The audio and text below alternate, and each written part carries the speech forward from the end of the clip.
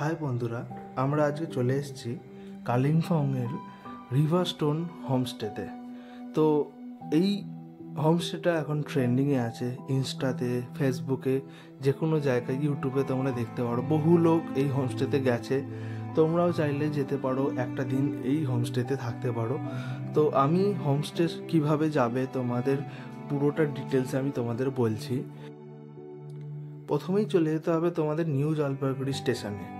তো সেখানে সকাল সকাল পৌঁছালে খুব ভালো হয়। হাওড়া থেকে একটা ট্রেন ছাড়ে, কামরূপ এক্সপ্রেস। তো এইটা পারফেক্ট টাইমে তোমাদের নিউ জলপাইগুড়িতে ঢুকিয়ে দেবে 5:30। তো সেখান থেকে তোমরা টোটো বা যে কোনোভাবে শিলিগুড়ি পৌঁছে গেলে, শিলিগুড়ি বাস স্ট্যান্ডে, সেই শিলিগুড়ি থেকে কালিম্পংয়ের বাস পাওয়া যায়, ঠিক আছে? 130 টাকা ভাড়া নেবে।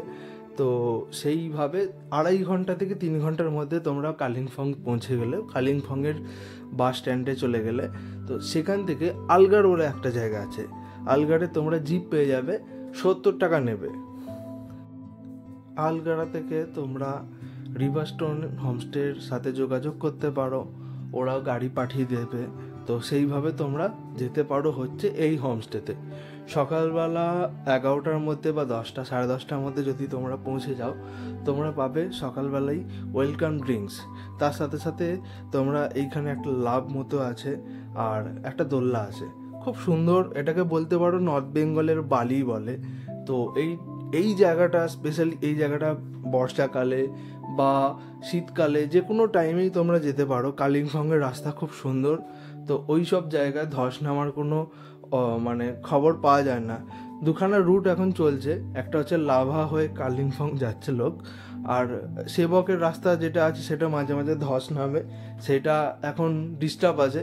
কিন্তু তোমরা দুভাবে যেতে পারো। যখনই তোমরা প্ল্যান করবে, শিলিগুড়ি থেকে বাসে বা যে কোনো জায়গা থেকে তোমরা গাড়ি করে যাচ্ছ, তো তোমরা ম্যাপে বা লোকাল যারা আছে তাদেরকে একবার জিজ্ঞেস করে নিয়ে যে কোন রাস্তাটা এখন ওপেন আছে বা কিভাবে তোমরা পৌঁছাতে পারো সেটা দেখে নেবে।